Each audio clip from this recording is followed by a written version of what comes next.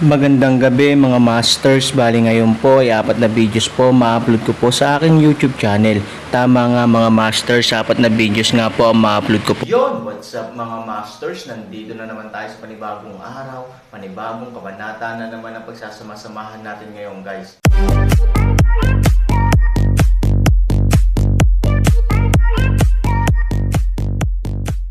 Bali mga masters, kung bago ka pa lang po sa aking YouTube channel, please click the subscribe button, lalong-lalo na po yung notification bell guys, para maging connected pa rin tayo sa isa't isa at maging updated kayo sa mga susunod ko pang video. Bali mga masters, bago natin umpisahan ng kwento ay mag-shoutout po muna tayo para sa mga solid nating tagapakinig. Shoutout kay Eric Francisco at shoutout kay Danilo Wamar. Yun na nga mga masters, no? Bali hindi na ito patagalin. In 3, 2, 1, let's go! Mga master, magbabalik tayo sa pag-upload ng 4 na videos everyday simula ngayon araw. Salamat sa solid na pagsuporta mga master. Kabanata 3311 hanggang 3315. Sa gabi, dinala ni Aaron si Chi Hien upang kumain sa labas ng hotel, at sinabi kay Chi Hien na aalis siya sa Yuncheng sa loob ng ilang araw. Dahil sa pangyayaring ito, malaki ang pagbabago sa ekspresyon ni Chi Hien. Pagkatapos ng lahat, ang dahilan kung bakit siya napunta sa Yuncheng ay dahil sa Aaron. Ngayon, ang Aaron ay aalis na. Obviously, hindi niya ito isasama. Natural, hindi ito matatanggap ni Chi Hien. Pupunta ka, pero hindi mo ako isasama. Yun ang ibig mong sabihin. Sabi ni Chi Hien na may patag na ekspresyon. Ang ganitong uri ng kawalang sigla ay tulad ng katahimikan bago ang bagyo. Bagamat alam ni Han Sanchen na hindi nasisiyahan si Chi Hien sa kanyang pag-aayos, hindi ito nilayon ni Han Sanchen na baguhin ito. Ang pagpunta sa pamilya Nangang ay hindi haharap sa panganib, ngunit ayaw ni Han Sanchen na malaman ni Chi Hien ang tungkol sa kanya. Bukod dito, ang pamilya Nangang ay kasangkot sa maraming bagay, at hindi maipaliwanag ni Han Sanchen ang mga ito. Kapag nagtanong si Chi Hien, problema rin para kay Han Sanchen. Kung tungkol sa pagkuha kay Bruce Lee kasama niya, ang Aaron ay mayroon pa ring sadyang intensyon na linangin siya, at alam ni Bruce Lee ang kanyang pagkakakilanlan, kaya't hindi na siya magtatanong ng Aaron pa. Oo, isang salita lang ang sinabi ni Aaron, ngunit napakatatag ng kanyang saloobin. Walang posisyon si Chi Hien na hilingin kay Han Sani na kunin siya, kaya alam din niya na kahit paano ipaglaban ito, malamang na hindi mababago ang desisyon ni Han. Sa halip na gawin ito, mas mabuting makinig sa kaayusan ni Han at manatili sa Yuncheng. Sige, tahimik ding tumugon si Chi Hien sa isang salita, at hindi gaanong nagsalita. Nararamdaman ng Aaron ang pag-aatubili ni Chi Hien, ngunit dahil pumayag si Chi Hien, hindi na kailangang gumawa ng ilang hindi kinakailangang mga paliwanag ang Aaron. Ayaw mo bang malaman kung sino ang kilala ko sa school? Ang pangalan niya ay Ivory. Ikaw at siya ay maaaring maging mabuting magkapatid. Sabi ni Aaron. Tumangala si Chi Hien kay Aaron, nagtaas ng banayad na radian sa sulok ng kanyang bibig, at sinabing, Suying siya. Sa pagtingin sa kakaibang reaksyon ni Chi Hien, si Aaron ay may ideya sa kanyang puso na si Chi Hien ay hindi dapat nag-aaral lamang sa klase ni Suying siya. Kung hindi, paano siya magkakaroon ng ganitong espesyal na pagpapahayag ng pangalang ito? Hindi katakataka na magkaklase sila bago sila ipinanganak muli, at ngayon ay magkaklase na sila. Mukhang kilala mo na siya. Sabi ni Aaron. Hindi ko lang siya kilala, katabi ko siya sa tabi ko. Siya ang pinakakumakausap sa akin ngayon. Nakangiting sabi ni Chi Hien. Mukhang ang sarap mong kausapin siya. Sabi ni Aaron. Ang ngiti ni Chi Hien ay hindi dahil sa napakasaya niyang kausap si Ivory, ngunit dahil wala siyang nararamdamang banta mula kay Ivory. Pagkatapos ng lahat, hindi pa nakumpleto ni Ivory ang pagbabago mula sa isang pangit na sisiw ng pato tungo sa isang sisni. I'm sure I'll make a good sister with her. Sinabi ni Chi Hien na may malalim na kahulugan. Hindi masyadong inisip ni Aaron ang pangungusap na ito. Pagkatapos ng hapunan, bumalik si Aaron sa hotel kasama si Chi Hien. Nakatira pa rin sila sa iisang kwarto, ngunit si Chi Hien ay natutulog sa kama, habang si Aaron ay natutulog sa sofa. The Hillside Villa should be completed in the near future. Kung hindi pa ako nakabalik noon, pwede ka munang tumira dito. Sabi ni Aaron kay Chi-Hien. Ako ba ang hostess dito? Direktang tinanong ni Chi-Hien si Aaron. Aaron din napakasaya shock kanyang ulo, sinabi, hiniram mo lang ang nangungupahan, malayo mula sa babaeng punong abala. Ang pagtanggi ni Aaron ay hindi nagpatalo kay Chi-Hien. Kung hindi niya kilala si Ivory, baka malungkot siya dahil sa pangungusap na ito. Ngunit ngayon, iniisip niya na mas marami siyang pakinabang kaysa kay Ivory. Iniisip pa niya na ang paglapit ni Aaron kay Su Yingxia ay may iba pang layunin, hindi dahil sa damdamin sa pagitan ng mga lalaki at babae. Sa ganitong paraan, hindi siya matatakot. It doesn't matter. It's not now. It will be one day, sabi ni Chi-Hien. Napailing si Aaron na may mapait na ngiti. Si Chi-Hien ay napakahirap mula noong siya ay bata pa. Kapag lumaki na siya, hindi niya alam kung gaano karaming problema ang dadalhin niya. Bago matulog, tinawagan ni Aaron si Nangang Boleng at sinabi sa kanya na pupunta siya sa pamilya Nangang. Para sa bagay na ito, matagal nang naghihintay si Nangang Boleng, kaya agad siyang nag-ayos ng isang espesyal na eroplano para sa Aaron. Kung ang Aaron ay pupunta sa paliparan anumang oras ay may mga eroplanong lumilipad dahil sa kanya. Kinabukasan, pagkatapos ipadala ni Han Sanchen si Chi-Hien sa paaralan, tinawagan niya si Chan Changsheng at sinabi sa kanya na aalis siya ng ilang araw. Sa kanluran ng lungsod, umaasa siyang matutulungan siya ni Chan Changsheng sa lahat ng mga pamamaraan at dokumento sa lalong madaling panahon. Direktang sumang-ayon si Chan Changsheng. Pagkatapos ng lahat, ang maliit na bagay na ito ay walang problema para sa kanya, at kung si Chan Jia ay mapalad na makalahok sa bagay na ito ay maghahatid ng isang husay na pagbabago para kay Chan Jia. Matapos ipaliwanag ang lahat, umalis sina Aaron at Bruce Lee patungo sa paliparan. Boss, pareho lang ba ang pagbili ng air tickets at train ticket? Punta ka na sa airport at bumili na. Mausisa na sinabi ni Bruce Lee kay Aaron. Para sa kanya na hindi pa nakakasakay sa eroplano, medyo kinakabahan pa siya sa mga oras na ito. You don't have to buy tickets. There's a special plane to pick you up. Sabi ni Aaron, Boss, may sarili ka bang eroplano? Nagtatakang tanong ni Bruce Lee, yung kaibigan ko. Hindi ko kaya. Aaron smile. Hindi naniniwala si Bruce Lee sa sinabi ni Aaron na hindi niya ito kayang bayaran. Sa isip-isip niya, walang hindi magawa ang amo. Paanong hindi gagawin ng amo ang simpleng bagay gaya ng pagbili ng eroplano? Natatakot ako na ito ay sa pagitan lamang ng kanyang kalooban at kanyang kalooban. Pagdating sa airport, nagparada lang ng sasakyan, pumunta ang isang lalaking nakasuot sa 2 taong nasa harapan. Nang makita ang lalaking ito, medyo natakot pa rin si Bruce Lee. Sa pangkalahatan, malupit ang mga karakter na nakasuot sa mga pelikula, ako ay mula sa pamilyang Nangang. Ikaw ba ay Aaron? Ang lalaking nakasuot ay nagtanong kay Aaron, kung alam mo ang aking pagkakakilanlan, lalapit ka sa akin sa sarili mong pagkukusa.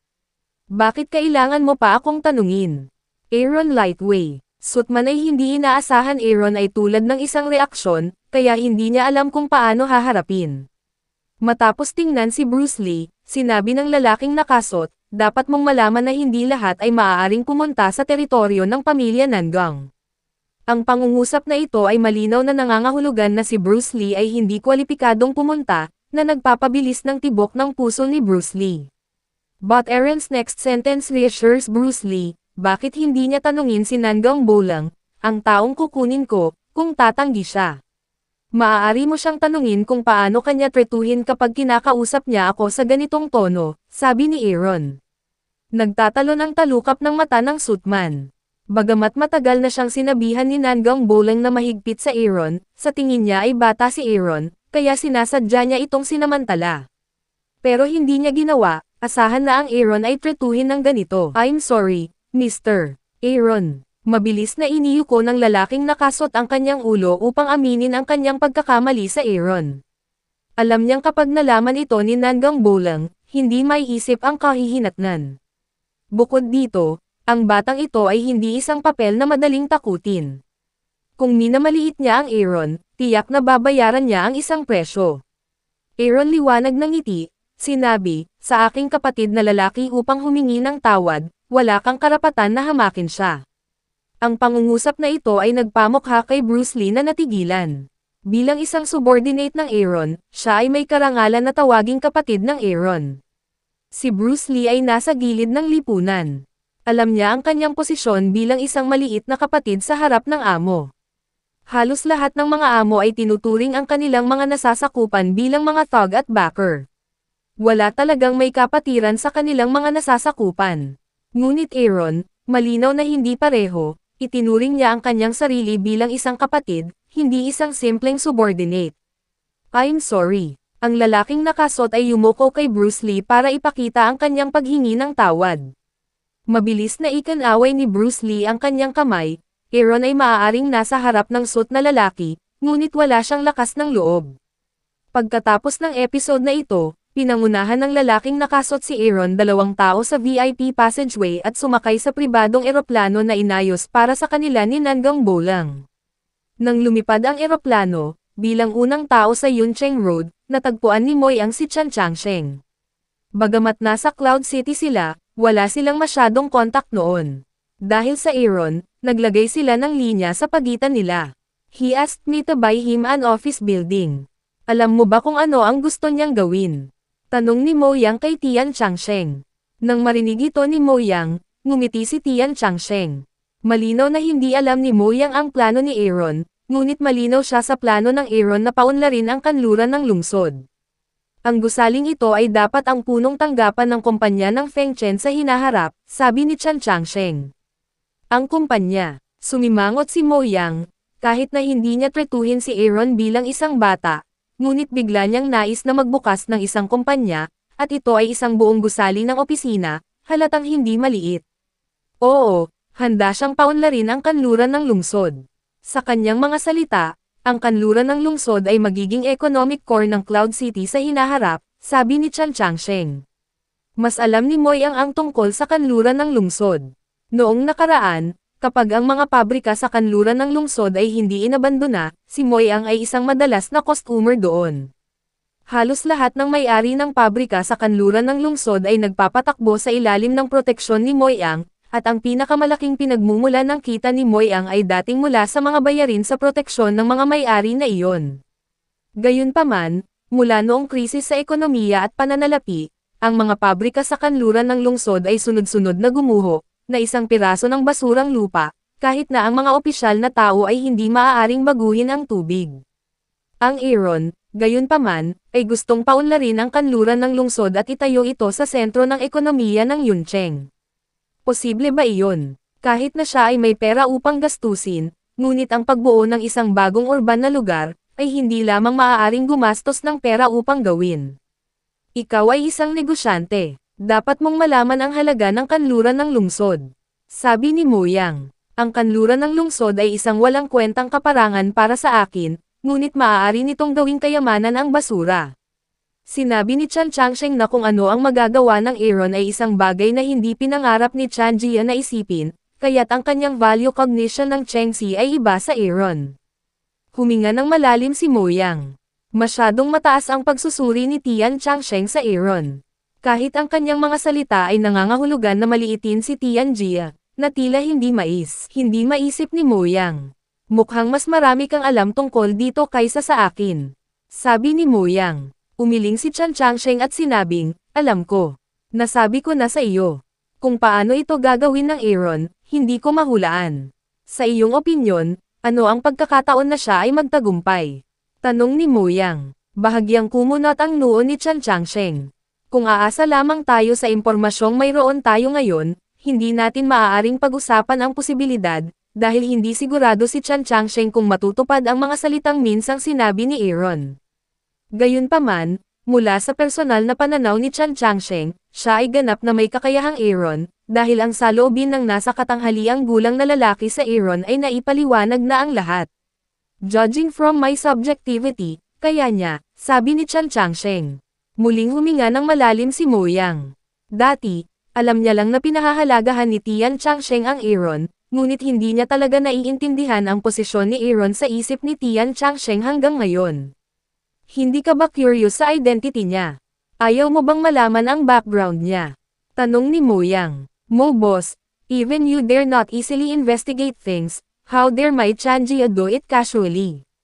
Are you waiting for me to investigate his identity?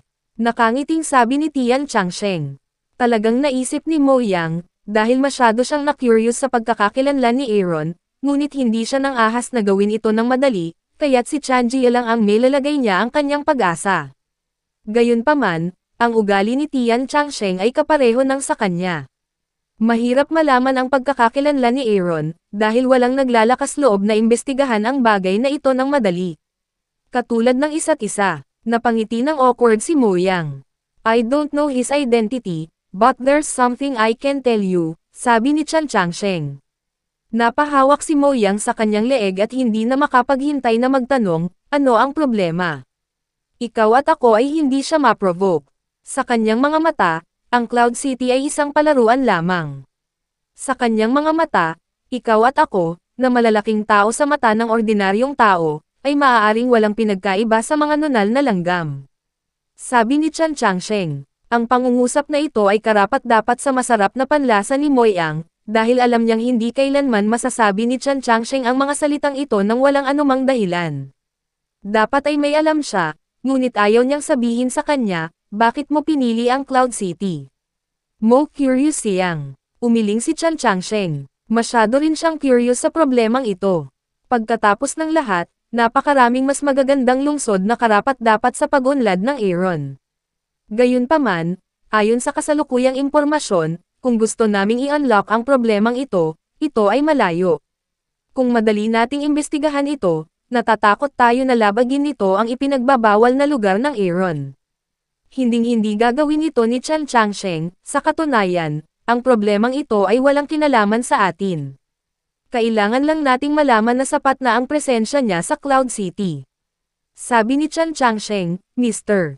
Tian, hindi ko inaasahan na makikita mo ito ng mas lubusan kaysa sa akin. Sa kasong ito, gagawin ko ang sinabi niya. Tila sa hinaharap, kahit na ikaw o ako, maaari tayong maging kanyang mga nasasakupan. Sabi ni Mo Yang, siguro ay isang pagpapala ang maging kanyang tao. Sabi ni Chan Changsheng, tumayo si Mo Yang, nagunat, at nagsabi, kailangan kong magmadali para tapusin ang gusali ng opisina, salamat sa iyong paalala. Kasabay nito, umalis si Mo Yang. Pagkatapos umalis sa Chan Jie, biglang naging marangal ang ekspresyon ni Mo Yang. Ang mga pag-uusap ay nagbigay kay Mo Yang ng bagong pangunawa sa Aaron, at hindi siya nang ahas na makipagsapalaran sa harap ng Aaron. Yun na nga mga masters, no? Bali panibagong kabanata na naman yung natapos natin ngayong gabi. Muli, maraming salamat po talaga sa walang sawang suporta po sa aking YouTube channel na talagang inaabangan nyo po ang bawat upload ko po. Bali mga masters, magkita-kita ulit po tayo bukas ng gabi at ngayon po ay magpapaalam po muna tayo. Bali mga masters, bye-bye!